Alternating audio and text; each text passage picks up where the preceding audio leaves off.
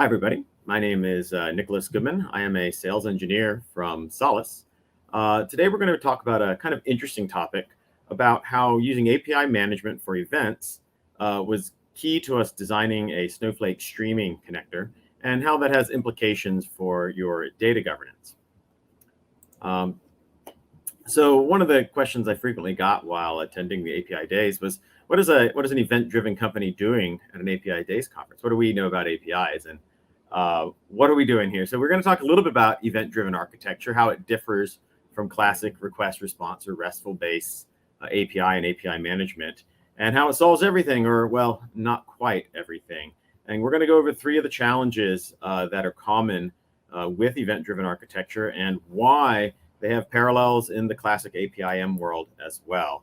And then we'll talk about how we address each of those when we designed and built our streaming connector for Snowflake data ingestion, and then kind of give some concluding remarks, wax a little philosophical on what that means for API governance, but also what it means for your data governance needs as well.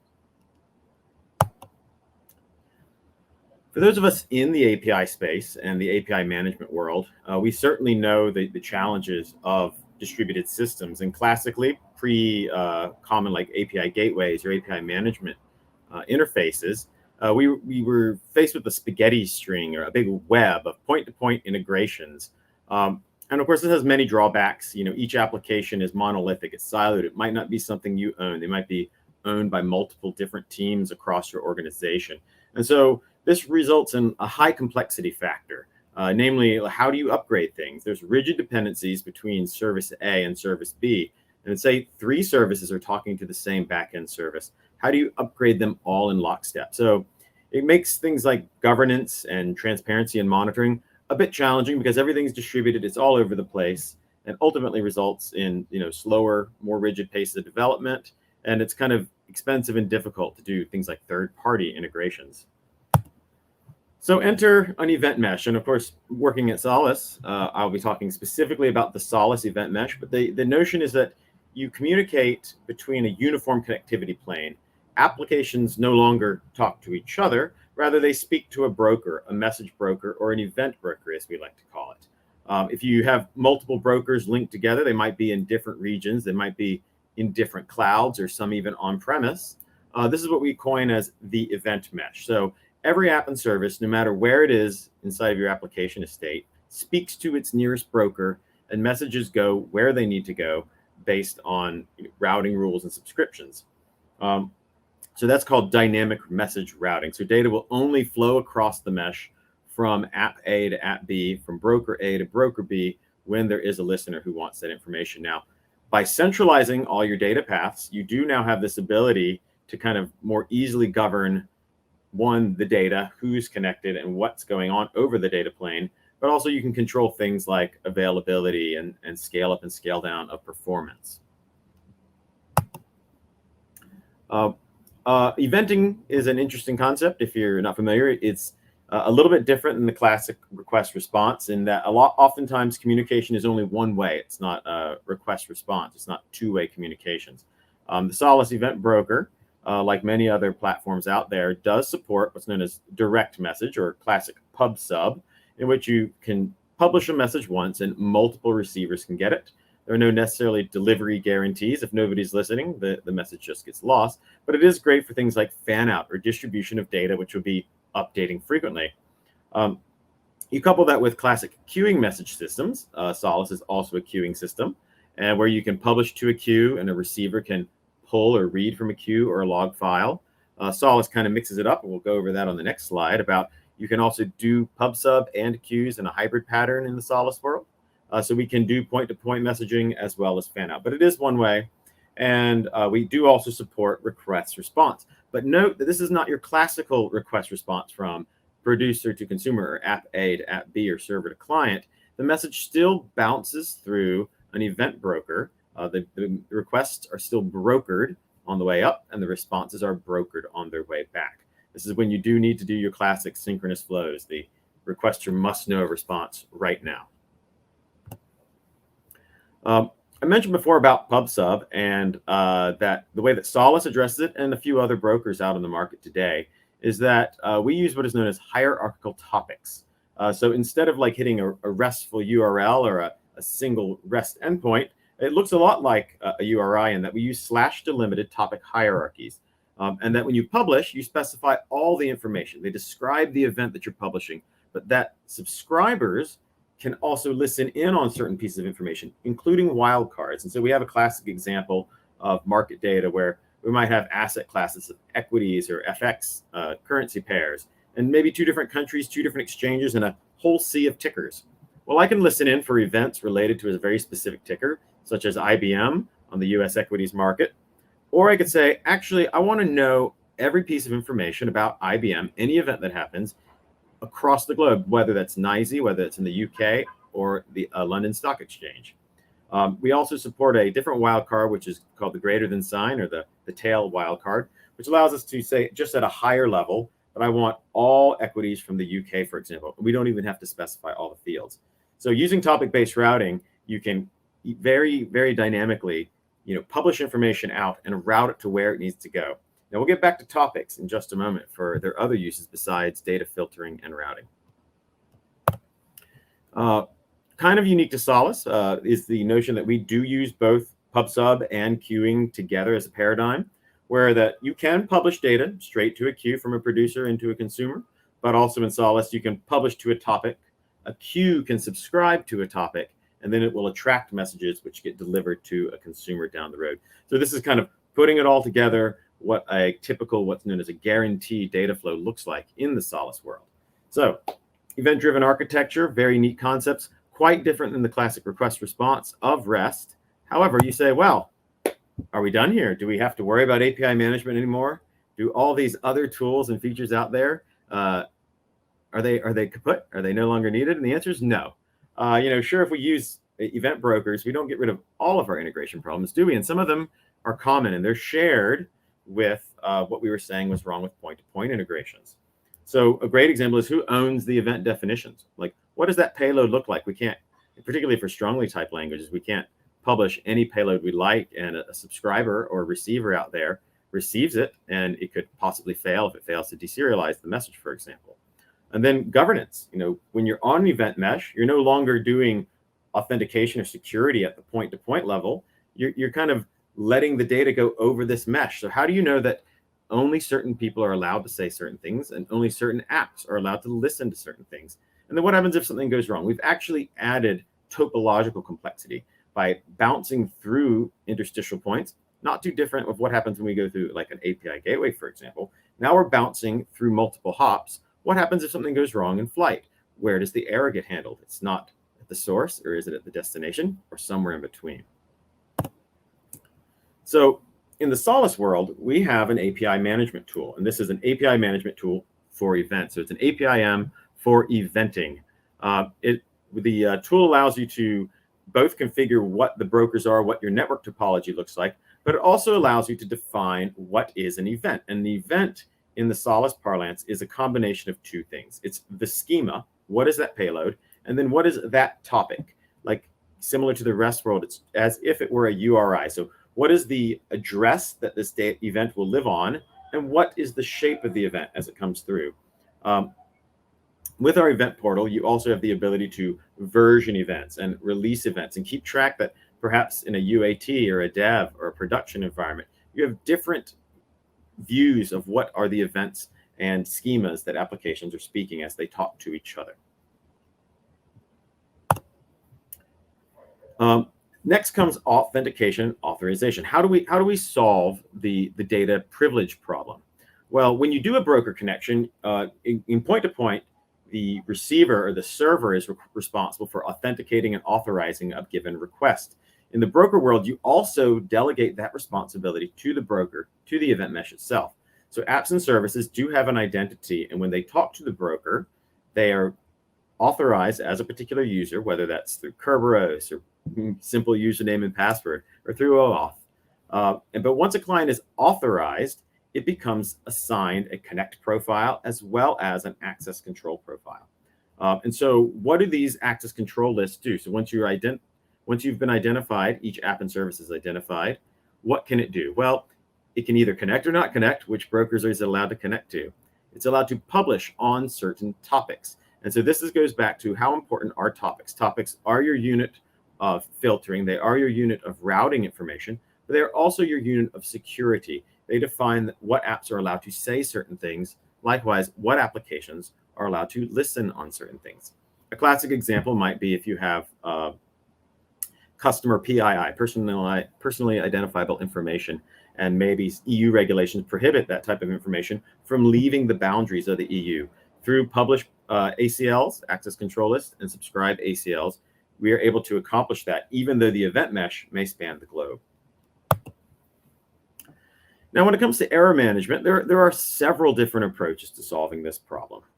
In point-to-point world, of course, either the client will get an error and handle the message itself, or the server will just consume the request anyway, perhaps connect to a log server. In event-driven, as we pointed out, the data flows through multiple hops. So one common option is known as a dead letter queue. Let's say the message can be received by the broker, but the consumer cannot handle it. Perhaps it's poorly formed. It causes the consumer to blow up, or perhaps the message has expired.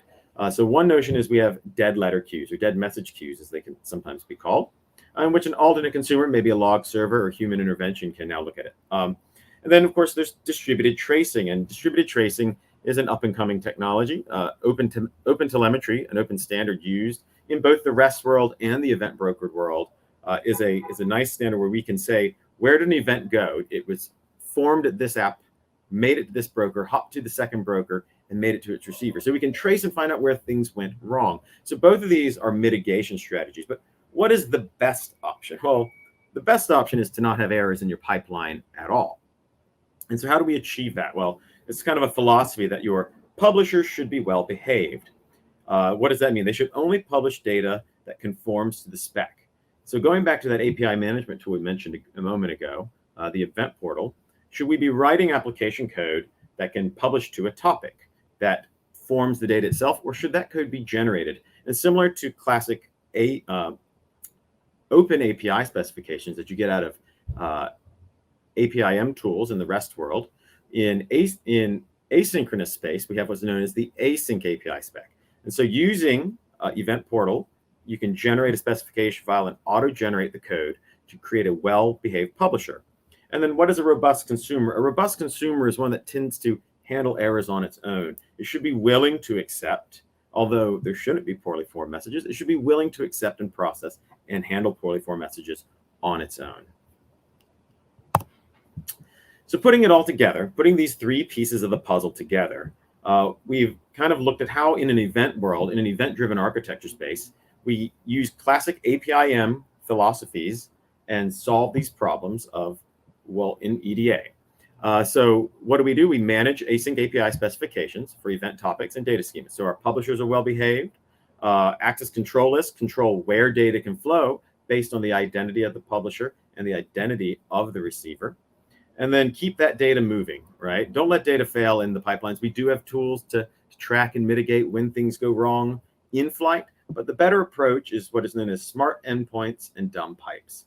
Your endpoints should be able to make good data, handle bad data, and just let the pipes move the data along. So we're going to do a case study now about a connector that we've built in partnership with Snowflake, where we take messages and pull them off of a Solace event mesh and pipe them into Snowflake. And how do we use these kind of best practices or paradigms to build this connector out? So Snowflake is a cloud data platform. Traditionally, it was viewed as like a data warehouse, but they have moved much more into real-time data analytics, and as such, have recently released a new API for ingesting data known as Snowpipe streaming. It's a Java-based API where you can pipe in data and, into the database in like less than 3 seconds of real time in bulk. So tables do accept either structured or non-structured variant data types in the Snowflake world. So this will go back to the smart endpoints.